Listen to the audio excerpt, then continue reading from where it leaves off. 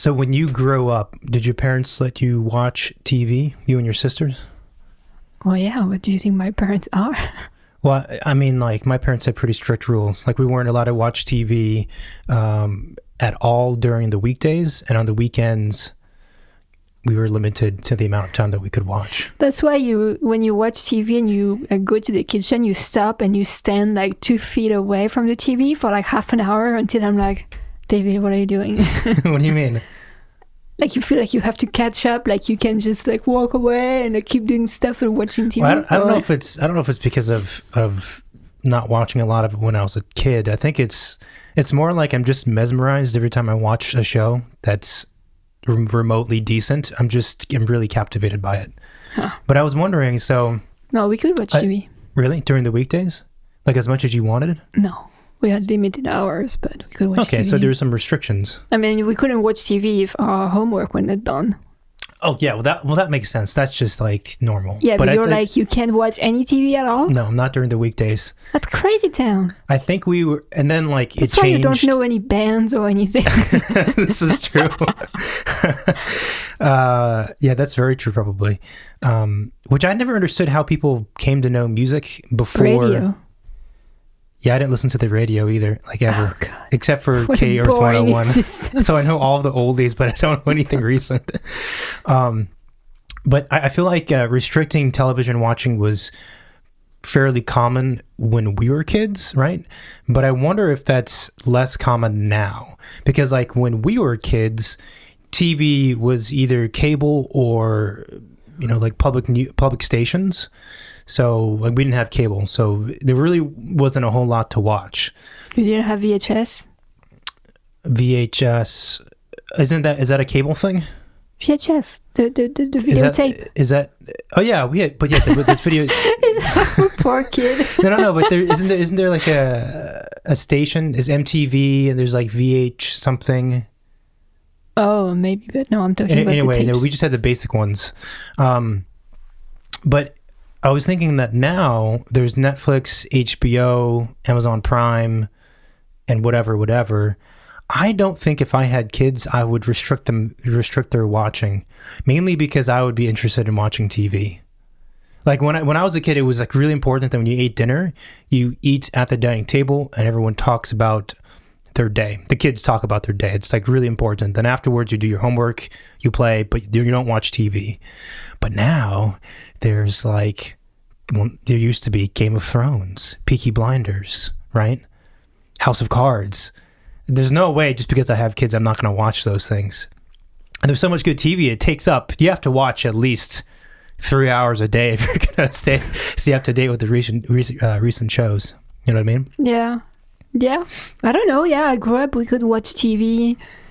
Like we could watch, like 15 minutes of TV in the morning when we were getting ready, because we were getting ready at... 15 minutes? What's the point of that? So you watch because half we wanted to watch like the morning cartoon, right? So you watch half a show and then... No, they had like very short cartoons in the morning. For 15 minutes? Well, 15 minutes, half an hour. That's crazy. Yeah. So we would watch like, one or two while having breakfast in the kitchen in the morning before heading out to school or something. And then in the evening, we would come back, do our homework, and then we could watch TV. And then bedtime was, I think, around 9 o'clock at the latest. What? That's so early. Well, we have to wake up at like 6 or 6:30 the next day. Are you talking about for high school or for like elementary school? Well, high school, I probably went to bed a little later than that. But elementary school and like junior high. That's really early. That's I mean, really... the elementary school was in my hometown, so we probably wake up like at 7. For some reason, I have the image that in your hometown you didn't have TVs, or if you had TVs, they were like really small and square. I mean, I guess a lot of TVs were more square back then, but I feel like in your hometown, the TVs were probably from the 1950s era. Made with paper. But like the really square, really round glass. That's what I feel like your TVs... Were your TVs like that? Well, we had a teeny tiny black and white TV in the kitchen. There it is. Because my dad fixed it. I think it was my grandma's or something, and he fixed it. So he was so happy. He fixed it with like a switch button that he got I don't know where. So the turn on of the TV was very interesting. And then the antenna wasn't really working, so he bent some kind of hanger that is stuck in there. You're blocking the camera. That is stuck in there. That was quite something. But the big TV in the living room was just like, like the tube TVs. Right. Pretty. It was just decent size, but normal for that time. And you primarily watched American TV shows? Yeah, pretty much, yeah. Maybe except when we were teenagers, there was some French TV shows that were so-so, but we would watch some of those. I feel like the French is more about movies, right? French is more about movies. Mm-hmm. You mean there is more French movies than there is TV shows? Mm-hmm. Mm-hmm. No, I don't know. You did deconstruct what I'm saying. I speak in riddles. The French movies. Figure it out. French movies. No. I mean, you would have American TV shows, French TV show, German TV show, Italian TV show, but they were dubbed in French. But you could tell the German ones, like when we were sick, like the days you're a kid and you're sick and you're staying at home, you watch TV. During the day, they just like play all of the German TV shows. So it kind of sucks. Like, it's good up until like 1 p.m. and after that, it's just German TV shows that look really crappy from like 20 years ago. With people wearing like trench coat and like smoking pipes and stuff. And you're like, what? Yeah, I don't know. I wonder what some of our friends who have kids are doing, because I just can't imagine not sacrificing Game of Thrones for the sake of child development. That's just not gonna happen. Well, my parents, they give us the bedtime at like 9 p.m. right, and then that was the time where they could actually start watching what they wanted to watch, which worked out. I guess that makes sense. And I remember when I think when I was in elementary school, like some nights, you go to bed at 9, you're not tired. So you're like in bed for a little while, like, your eyes open. And sometimes I would like get out of bed and go talk to go check on my mom and be like, hey, can I hang out? I can't sleep. And one night I remember she was watching Alien, I think by herself in the living room in the dark. The first one? Oh, God. And I show up in the living room. I'm like not making a sound, like she doesn't know I'm here. And I'm like, oh my God, what's on TV? And there's this scene where like the alien comes out of her belly. Oh, you saw that scene. And I was like, oh my God. I went back to my bedroom. I don't know if I slept that night or not. I was like, I'm not going back in the living room after 9 ever. You're probably really confused. Is this what adults watch? Do you like watching this? Yeah, I remember that was one of my mom's favorite movies at the time. Oh, really? It's a pretty frightening movie. Yeah. The hand thing. I saw online, whether or not it's true, I don't know, but the alien was originally supposed to be, the crawling alien was supposed to be painted green, but they end up leaving it like a natural latex color, the color of the prosthetic that they made. They left it that color because it was better. Also, the scene where there's like a farmer or something at a diner and he's laying down on the counter and his stomach is hurting and the alien pops out of his stomach. Mm. Apparently, all the actors in that scene were told something's going to happen, but they didn't know what was going to happen. So, to a certain degree, when they see this alien jump out of this person's stomach, their response was real. That's pretty disgusting. That's a wild movie. Yeah, it was really wild. Yeah. They've made a bunch since then, but it didn't seem like they really worked out so well. What else is there? A few random thoughts. I feel like when you eat Peeps, it's a sexual act. These are my notes for the podcast. Can you develop? Yeah, because, right, you're going to eat the best part first, which is either the nose or the ass. Because, the nose, it goes to a little point, and that's like the best. Why would you eat the ass first? Because the ass also has... It's the biggest part.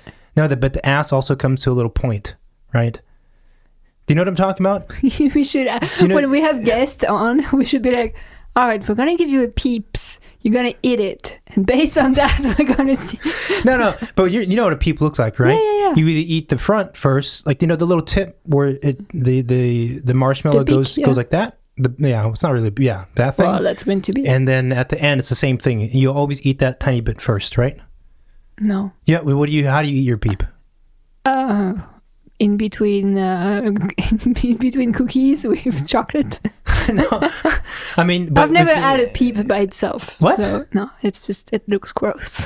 Well, it's like this chemical color looking squishy things with what looks like glitter sugar on it, and I'm like, yeah, that's accurate. It does not look like something you should be eating. Okay, well, if you do eat a peep on its own, the first thing I feel like you would do is eat the front or the back, but not like half of it or the whole head. You just eat the little piece because it's like the most satisfying part. And in that moment, if you were to eat a peep, I believe that you would feel it somewhat sexual. This is your contribution to the podcast. I feel like sometimes also my contributions are not met with appreciation because you haven't experienced some of these things yet. So it's my fault. So really it is. What else is there? Why is the font so tiny? The other thing too, so I was on an airplane recently flying somewhere, and I think it's funny on the flight when they serve drinks and snacks. There's just random anecdotes and observations that I have in my life that when they serve kids, it's acceptable for kids to ask for apple juice, right? Or to ask for cookies when they give the snacks, because they come by with the giant tray of snacks, which is kind of, I think, demeaning. It's like, here, choose one, pig. And they have, the healthy popcorn, which is, I don't know how healthy it is, healthy vegan chips and whatever, and they have Cheez-Its and they have cookies. And I think it's funny when adults are forced to choose cookies because they really want cookies and apple juice. They are forced? Well, I mean, it's either that or they eat the nasty popcorn stuff. Or you don't eat anything for a 45-minute flight. I mean. Well, that's like the ultimate adult move, right? But if you're going to get what you want, you'd ask for cookies. So you could be a full-grown adult, 55-year-old, gray hair, in a suit, and you're going to ask for cookies and apple juice. Think about it. Is there an age limit to ask for cookies? No. Okay. Okay, next one. You know what I mean? Yeah, you're cute. Yeah. Do you know what I mean? No, I don't know what you mean. I would go with the cookies, whatever age I'm at. It's a little bit embarrassing, is what I'm saying. Oh, I don't give a fuck. Okay, another one of my observations, not well received, but you know what I'm saying. Just nod. You know what I'm saying. Yeah. All right, a kid says, "I want cookies." Oh, it's a kid. He wants cookies. Adult. Yeah, give me the cookies, please. It's weird. What do you want to drink? Coffee? Maybe tea if you're British? Do you have apple juice? Do you want ice? No, it hurts my teeth. See, it's a little weird. That's exactly what I do. No. That's exactly what I do in the plane. I'm like, nope, no ice. Yes, a little apple juice. And what kind of treats do you got, Yeah, well, I feel like it's more okay for you because you're foreign, you're female, you're younger than 55, and you're from France, right? And all those things added up mean something. I mean, if you're an American and you're like 65-year-old dude, right?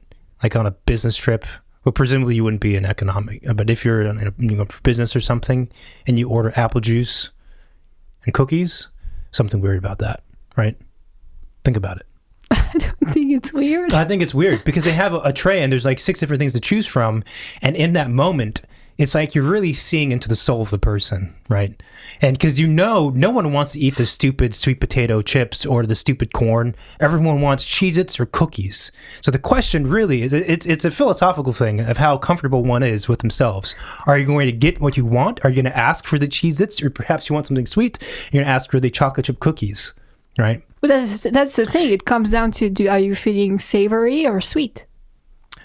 Right, but the savory and sweet are either the cookies or the Cheez-Its, and there's a healthy category, is what I'm saying, right? The same thing with the Yeah, beverages. but- You can go the adult route, the responsible route, the healthy route, or you can go with what you really want.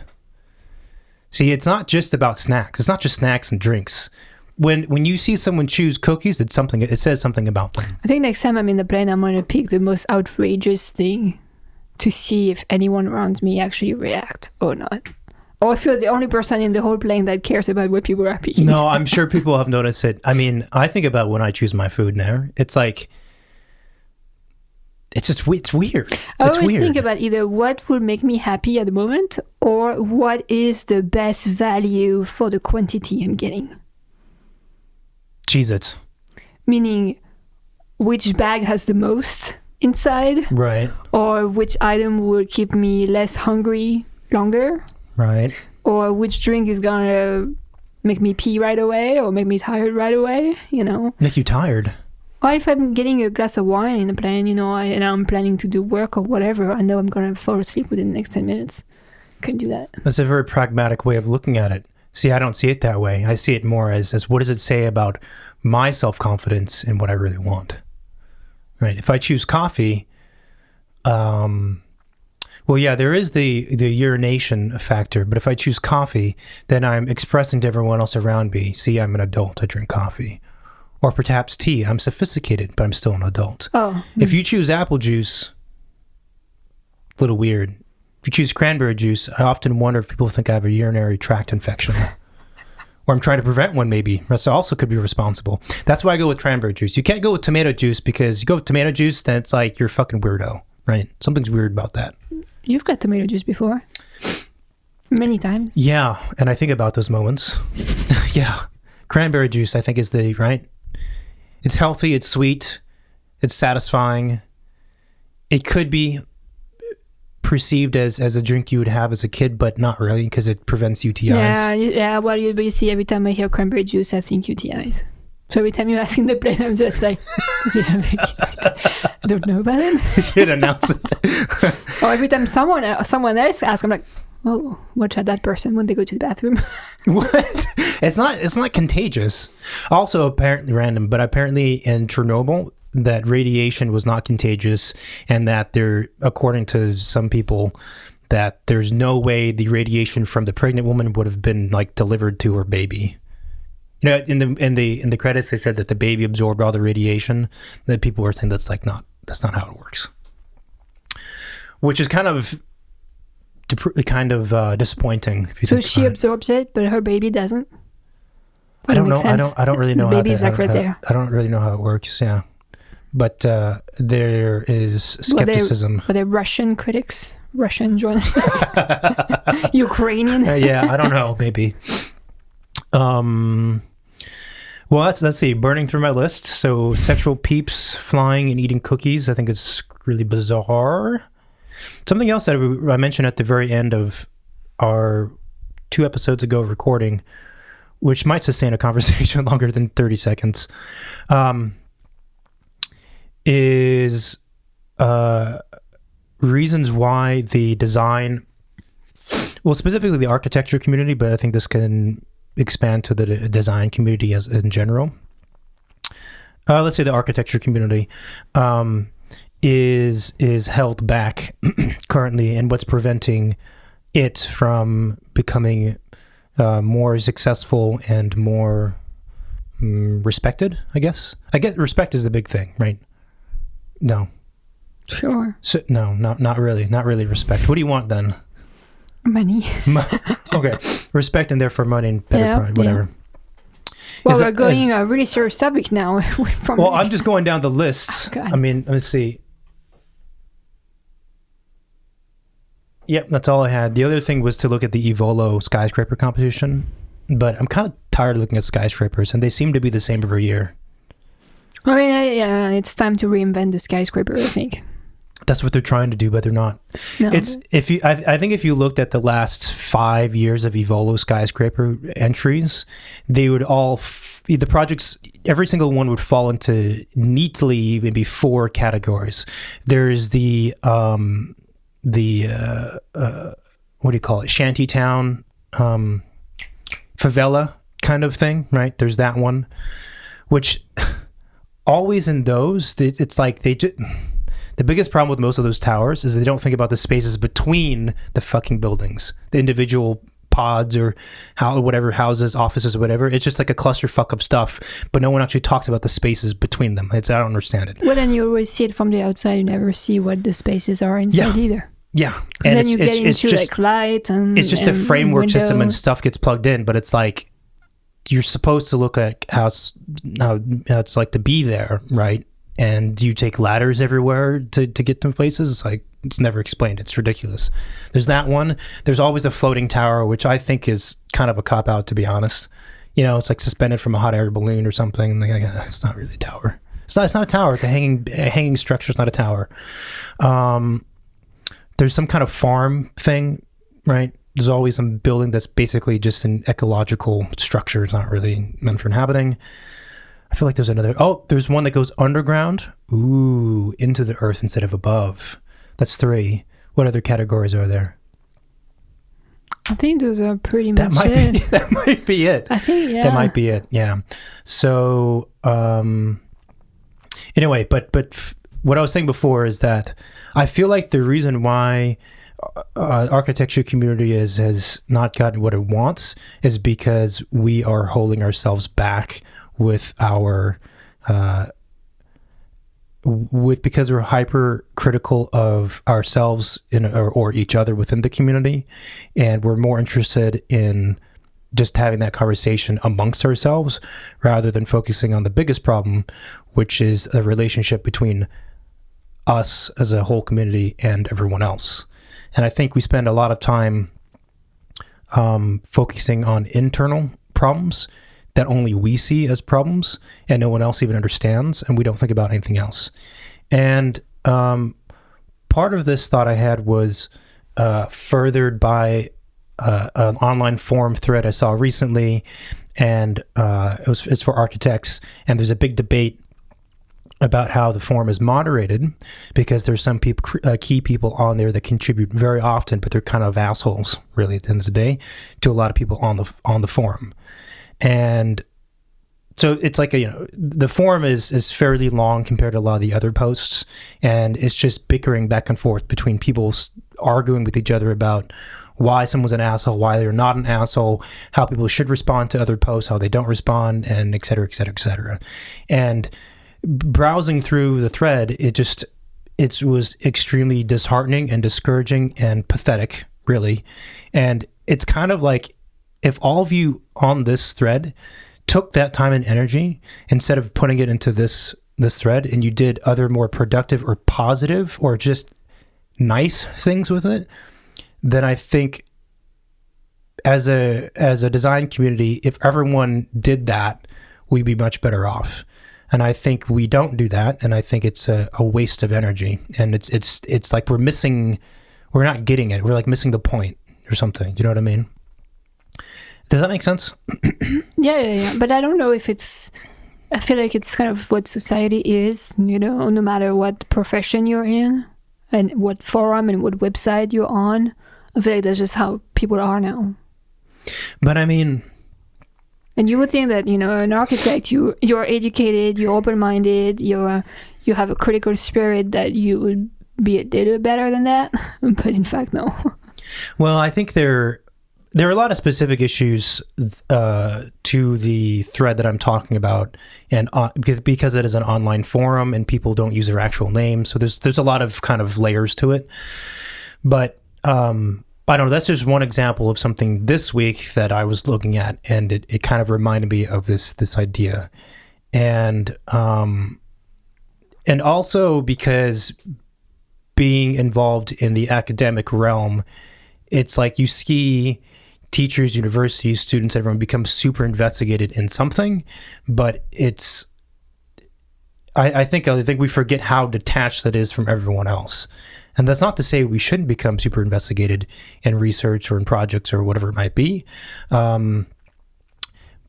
or that we need to dumb things down so the general public can understand, because I don't think dumbing down is the right way to look at that process. But it's just, I don't know. Like there's a lot of complaining by architects about underpaid, not respected, don't get good projects. Underpaid is the biggest one, right? Or we are being taken advantage of because clients mistreat us, and et cetera, et cetera, et cetera.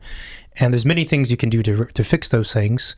But I think the first part of it too is to realize that there's only so much energy and time in a day, and the more time and energy you allocate to talking internally about these problems and complaining to other architects or being critical of other architects of their design work, like all this stuff is time and energy not spent on looking at the much bigger picture of everyone else in the world that we should be talking to. I remember my last office used to do once a year what they call the Day of Service, where, the office was about 90 people, so they would split the whole office team in like 4, 5, 6 groups, and each group would be tasked to go into one or neighborhood organization or somewhere to go help out and do something for that day, which was pretty nice. So in fact, instead of being at work on your computer working on a project, you're actually using your work time to go and help a community that might need your help. And maybe there is a way to do it on a smaller scale, and like an individual scale, like I'm an architect and I'm going to spend 1 hour of the week talking to people who are not architects and trying to help them somehow with my knowledge, And I think that could be very interesting. Like you could actually go on a forum that's talking about other things than what you're familiar to, but because of your background and your understanding, you could bring something to these people. Yeah. I mean, I guess I was thinking more like just positive attitude versus negative attitude. Oh, yeah. Well, but that's, and how you treat other people within this community. But again, I feel like that applies to everybody. In what way? Everyone should try and be more positive. Like people are very sensitive those days. They're very defensive. And I think people just need to chill and have a more positive attitude. I mean, I was thinking about this also because I think it applies to us. And on the one hand, what I'm saying could be considered super hypocritical because the way we operate, off air, no one knows about, but on air, on the podcast, is we are very critical of things, and that's the position we take, whether it be about movies, Evolo competitions, or other people or whatever. And so thinking about it from that perspective, I was wrestling with this idea, and if I believe that really just positivity and support for other designers in this community is more important, and there should be more of that, then how does have open dialogues, public dialogue that is really critical in some ways, how does that fit into this understanding, right? And I don't have a neat, clean, concise answer to that, except for the fact that the podcast that we do is balanced in many ways, and we're aware of this. Like there's architecture, there's not architecture, there's critical, and there's humor. Hopefully, at least it's funny to us. And also, I thinking about it out loud, I suppose the support would come from the fact that we do bother to interview designers and things like this.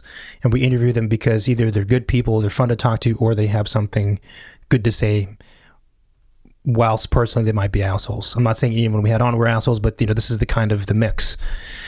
And I don't know, it just feels like we're getting in our own way. Not us, the two of us, but I mean the community, right? Like we're not helping everyone move up as in status. We're more interested in chopping each other down. And it's almost like there's a lot of jealousy in our profession. Like, fuck that guy, he's doing so good, he doesn't deserve it. His designs aren't good either. I'm never gonna put out any positive energy toward that person, either internally or externally in conversations amongst friends, peers, to students, on a podcast or whatever. It's all gonna be negative because I think his work sucks and he doesn't deserve to be in that position, and I think he's a dick, right? Well, if that person has all those things marked against them, then maybe they deserve some negative energy. But I feel like we take that position with almost everyone in the community we know, unless it's like really a really close friend. And I feel like somehow because of that, that's maybe what's causing us to not evolve and to accomplish the things that we want to accomplish. Do you know what I mean? Because everyone else outside of the community, they don't understand what the fuck we're talking about, what the problems are. You know, as far as they know, this hypothetical person I was talking about is a great designer. They're successful and et cetera, et cetera. And, you know, so if you take another person who has the potential to become very successful, we seem to be more interested in just talking about why that person sucks and why their work sucks, rather than helping them develop and move up, right? And I think maybe that's what the problem is. Design is a weird world, right? Because you are putting what you're creating out there for people to either applaud or spit on, right? And then the boundary between what you're creating and who you are as a person and as a designer is a blur. And oftentimes people judge you based on your work, and vice versa. So it's I mean, I was thinking about an ambiguous thing. I was thinking about like the art community or the fashion design community, right? And I think those are interesting things to talk about in comparison to architecture, because I think we can easily say that the fashion design community and the art community, they get away with a lot of bullshit that architects don't get away with. And I think, and I'm not quite sure why that is. I think maybe it's partially because as architects, we hold ourselves to a higher standard. And whereas in those other ones, like, or even in acting, I was thinking about this, like you have people who are critics of actors, but they're never actors. Like actors don't critique each other openly, right? You never hear any of these A-list actors or B-list actors like talk shit about another actor. It just like never happens. For sure, though, they have their opinions and they think, well, that person, they are not good at acting. I don't know how they landed this big deal. Maybe they did some like weird business and they got there, you know. For sure, they're thinking it, but they never say it out loud. Whereas in the architecture community, we're perfectly happy to be critic and designer at the same time. But again, that's because there is a gap between your persona and what you're creating. An actor, the actor is his creation. You know, it's himself or herself that would be judged. I don't know. There's no separation. I don't think it's any different. I mean, it's a person's ability to portray a character is not a critique of them as a person. Yeah, but the boundaries between the character they're playing and who they are is extremely... It's much more personal. It's extremely hard to know where is the line, right? Yeah, I guess that's true. Like you can protect yourself behind a building. You can judge someone's project without, you know, risking anything for yourself. Maybe they won't like your building, but who cares, right? You're going to make more buildings. Right. Well, I guess what I'm saying is that I wonder if some of these other industries, people are more successful because they don't tear each other down publicly. Is what I'm wondering. Like, maybe your artists critique other artists, but for the most part, you don't really hear that, I feel like. And like if Damien Hirst does, I don't know, a toilet, or did he do the toilet? Who did the toilet? Duchamp, okay, right. He did the shark, right. So if Damien Hirst does something, or whoever it is that does a toilet, it's going to spark a big debate, but you aren't going to be met with as much hatred as, let's say, like if Gary does a project, or if Calatrava does a project, like his terminal in New York City, right? Most of the design architecture community is going to rip it apart. But I feel like if you translate that scenario to another profession like acting or art or fashion, that's not going to happen. It's more like, oh, yes, it's very interesting. And then they move on with their lives, right? And I wonder if because and maybe I'm completely wrong, but if I'm not wrong, I wonder if these other industries are able to be more successful because of that. Or because of the fact that their sense of responsibility in what they do is much less than the responsibility that you have when you design a building. This is true. You know, like if Frank Gehry did a master plan that sucks, yeah, it's going to be bad, and it's going to get bad critics because people are expecting things to be solved in a way. You know, it's not just, I'm going to do a master plan for my own sake of making a master plan. You know what I mean? It's, you have responsibility toward other people. Right. No, that's a good point. That's definitely, that's it. And that's for sure why we should that's for sure why we should maintain this this critical outlook. But I just wonder if there's a way to like somehow, because I think the reality is that there's a difference between what something really is versus the perception, and the perception that I'm talking about is what the general public has in mind, right? And that is what dictates how much money people are willing to give for something, and whether or not they think it's good or bad, and how much they respect this or that thing, right? And at the end of the day, a lot of so what that means is that it's maybe perhaps even less about whether or not something is truthfully, honestly, realistically good or bad, but it's more just about the perception of that thing, right? So what I'm wondering is like, is there a way to kind of have this critical outlook still happen to ensure that projects, architecture as a whole evolves to produce better architecture for these responsible reasons, whilst also maintaining the perception of wild success and greatness that the public would see. That way the public would think that, do you know what I'm saying, kind of? Because I don't know. I think it's tough to look at a body of people and say, okay, you have to be paying this creator more money. You have to respect them. You have to do yada, yada, yada, yada, right? Meanwhile, I'm going to tell you also all the reasons why their work sucks and they shouldn't be in charge of anything, right? It's kind of tough to deliver both messages to the group of people, right? Yeah, I don't really know what to tell you.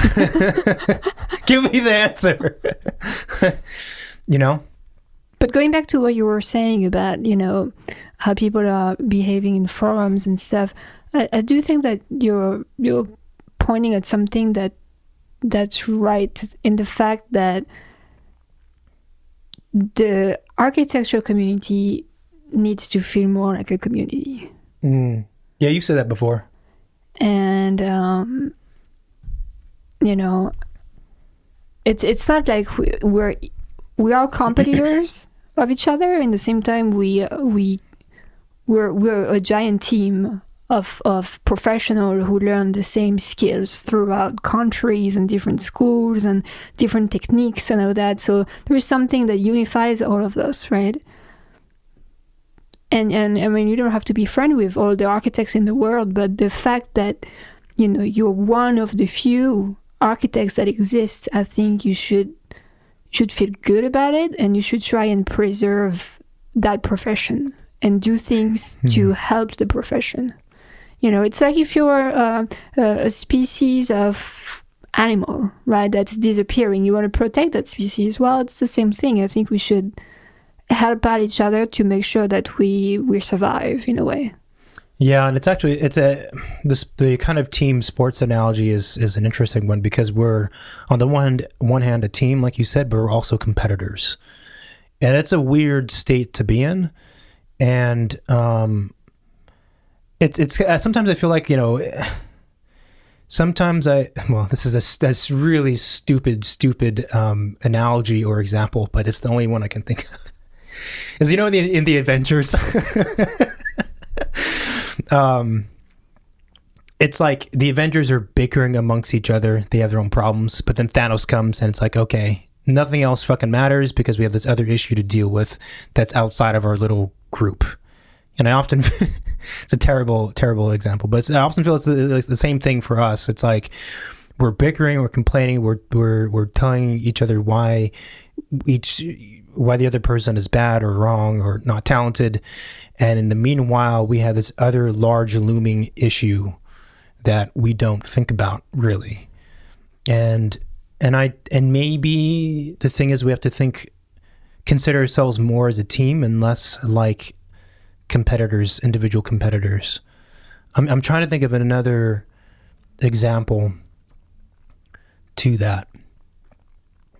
I mean, I guess that's where you need to have some kind of union or organization, which presumably you would think the AIA is, but I literally have, I mean, you would agree with this because we know the same people, but 97% of the people in the architecture and design community that we know don't have very negative opinions about the AIA, either because of up close things where they actually work for the ARA and they're a fellow and they're a I don't know, board member or whatever it is, or just through feelings and rumors. I mean, it's kind of like in the UFC, they're individual fighters and there's no team. Even by playing basketball, there's a team that you're with, right? And players get traded, but you support each other. You're not interested in talking shit about your teammate because you're on the same team. It's going to devalue the franchise, and it's you don't do it, right? You're only there to support your teammates. That's it. You're one unit. But it's weird because like in a individual sport like boxing or mixed martial arts, you don't have that. There are no teams when you fight. Right. I mean, there are gyms, but for the most part, they're individual and everyone's looking out for themselves. And it's interesting to watch that league because they have problems because of it. They don't have a strong enough voice. And maybe for us, I mean, I guess that's really the AIA would be the group that's meant to kind of... In the US, sure. Right. Well, that's true. It's only in the US. Yeah, it's a teeny tiny entity when you look at the world, That's right? True. But I think your analogy of the superhero is pretty interesting. Like you can think of the architect as a league, people with different skills, different talent, different focus, different experiences, but they're all going toward the same goal. Yeah. In different ways. Toward the same goal, and I think the criticism needs to be there, but again, is there a way we could just do that behind closed doors?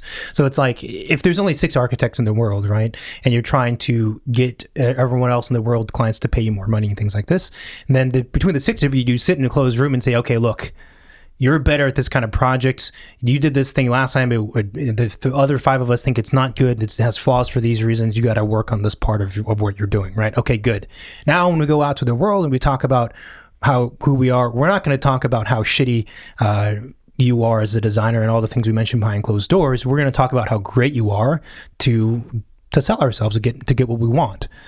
And I think that's where I was saying, like, there's a difference between the like actual qualifications of someone or their talent or skills versus the perception. It's almost like we need to learn how to speak doctor-like. You're not going to tell someone, you're going to die tomorrow. Right. You're going to be like, well, you're going to kind of tone down what you're saying without hiding the truth in a way. Tone down what you're saying without hiding the truth.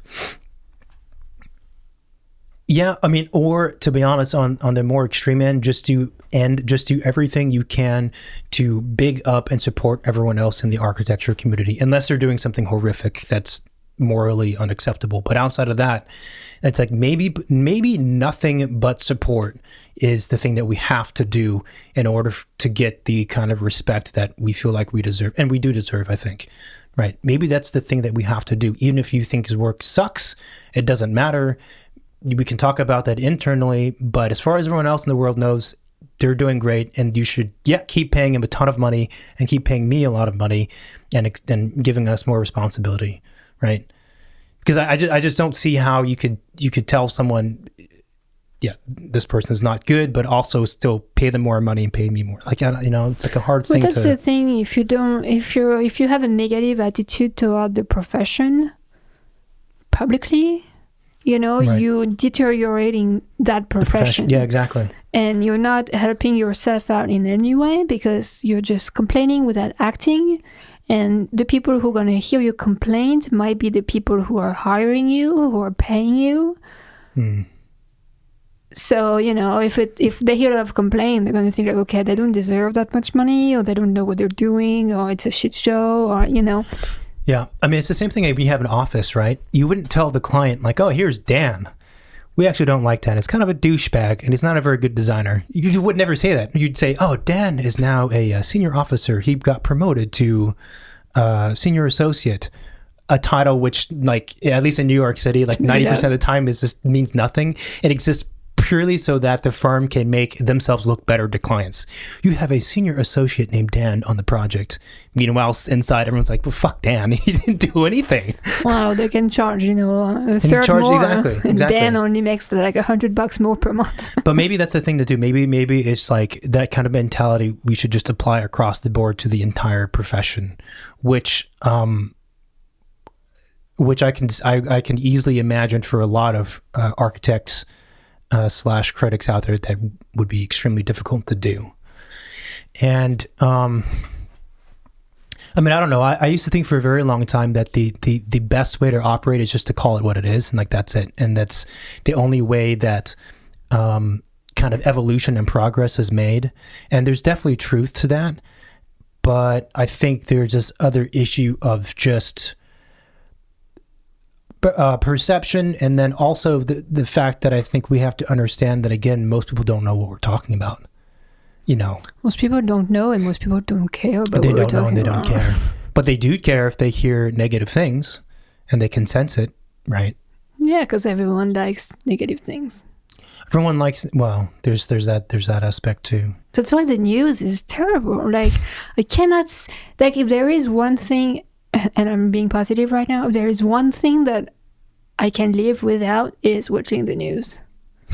I have that luxury that I don't need to watch the news. Aren't you concerned about being misinformed or ill-informed or uninformed? I feel like if I'm watching the news, I am being misinformed.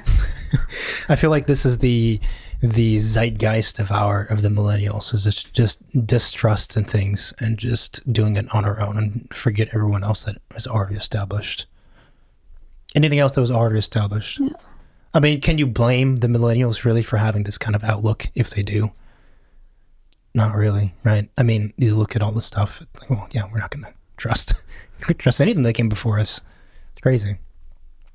Maybe there's two categories of people that we're talking about. There's the...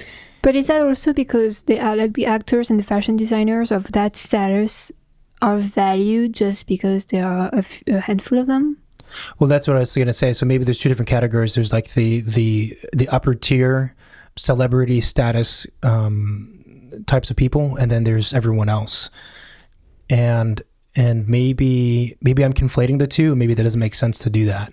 So, because I mean that's the thing too. I suppose if you looked at the Hollywood or the acting community, the ones that we see as being successful are, just as the percentages are just as rare as they would be in architecture, maybe even more rare. I mean, think about all the people who want to become actors, and you can name maybe 100 the average person that they have known or seen. But still, it's like in that profession or in the art world or fashion design world, it exists as an attainable goal. Like it's been done before. Like there are a number of people that are really successful and I can get there. And I feel like in architecture, it's somehow even less.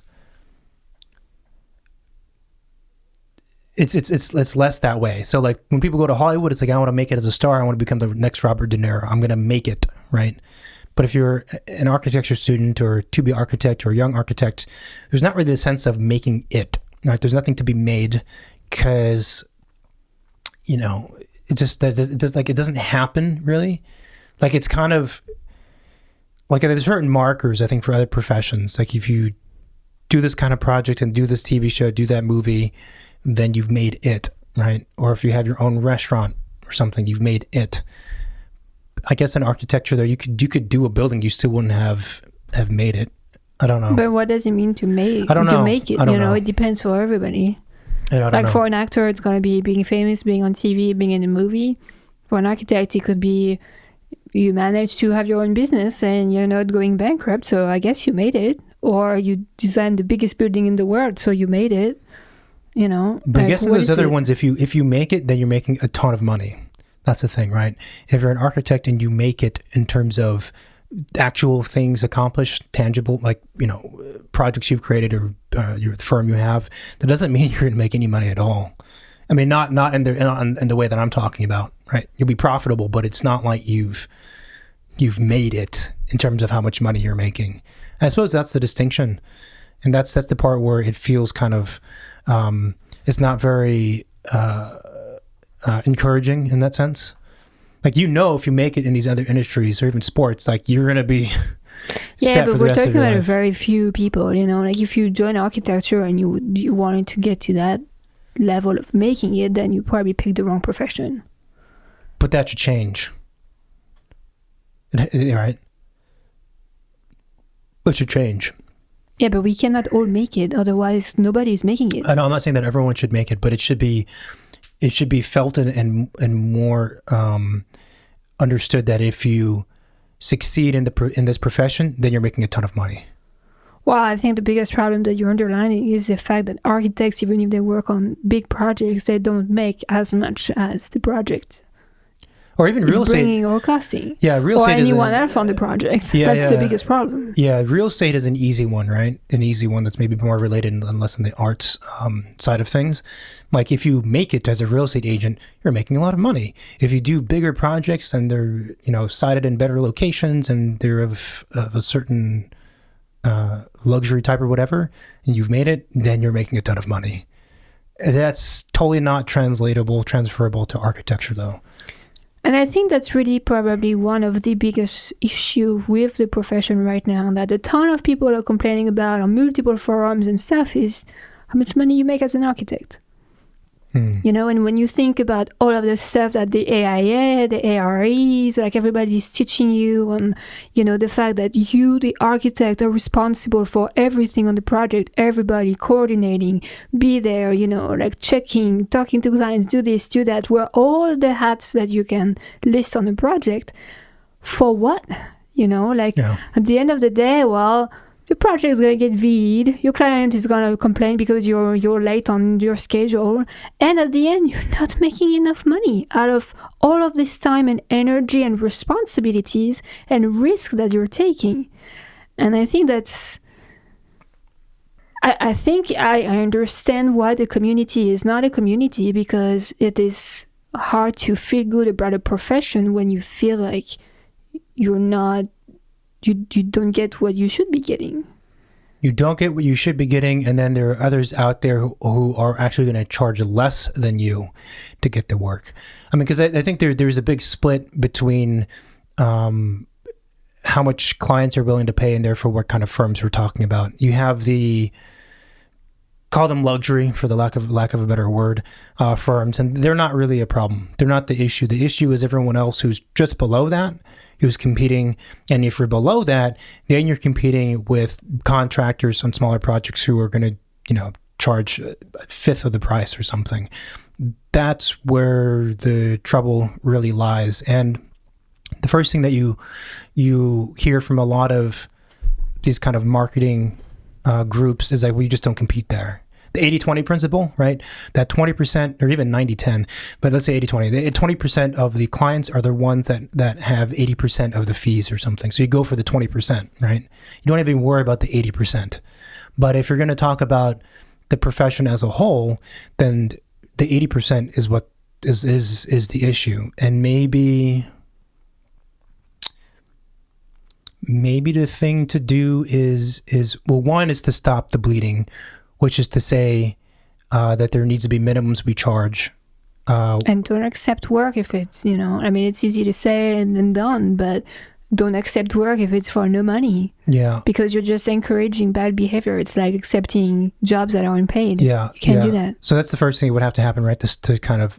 You have to give value back to the profession. Right. So what can you do? You can stop what's going wrong. And then I think we just... Instead of rambling on forums, we should all be thinking of new strategies and new ways to revalue, the profession of architecture. Like, I wonder if there's a way to again split it. So, so if the 80-20 is that line that I was talking about, maybe there's another line in there where it's like 20-60-20.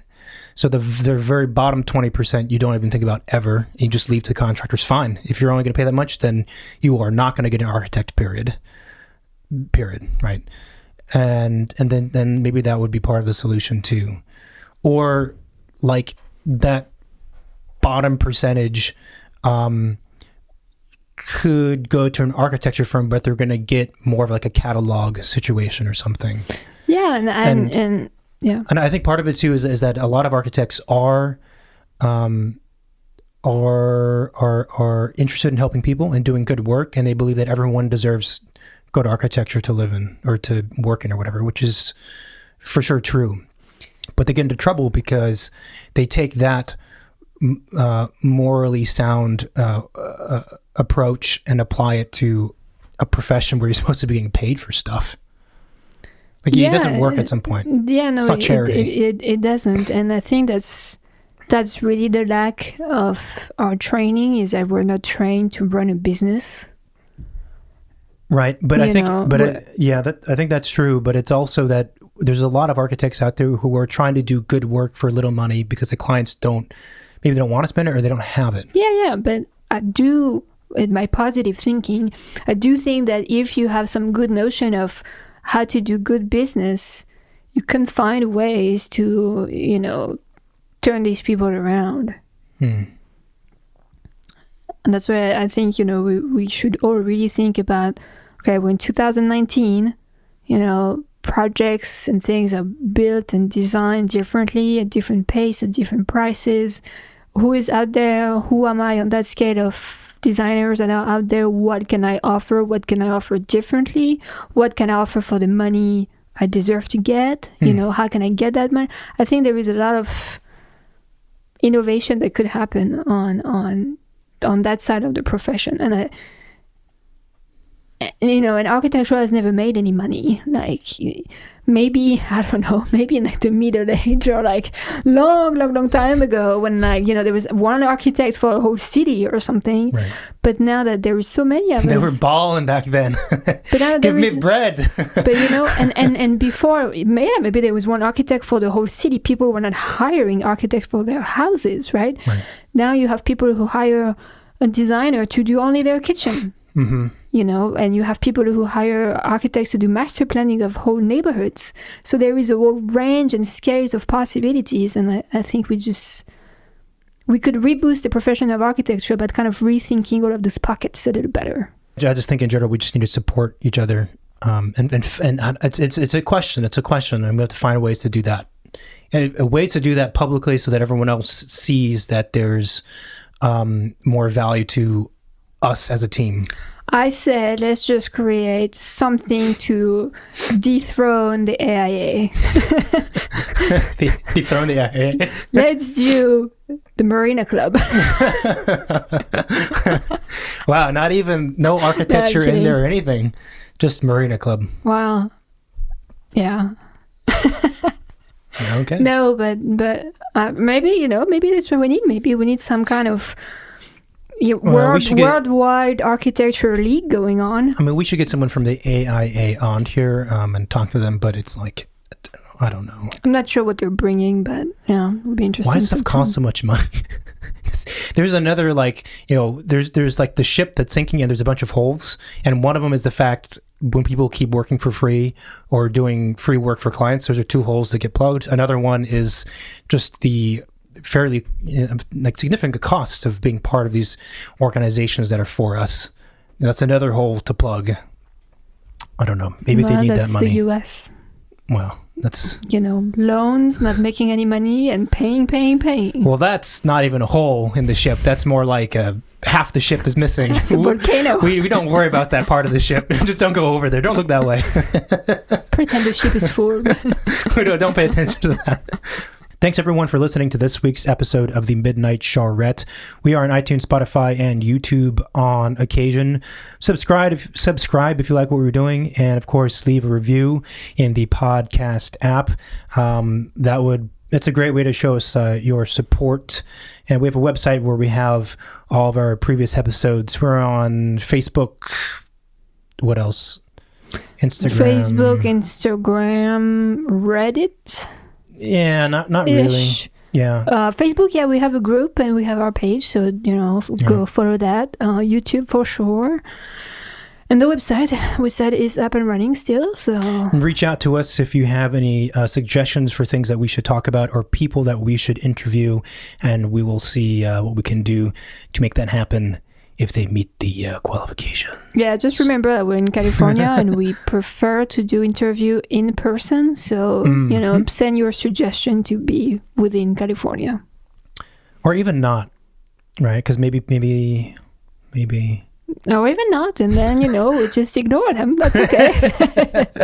All right, thanks for listening, everyone, and we'll talk to you again next week. Bye. Bye-bye.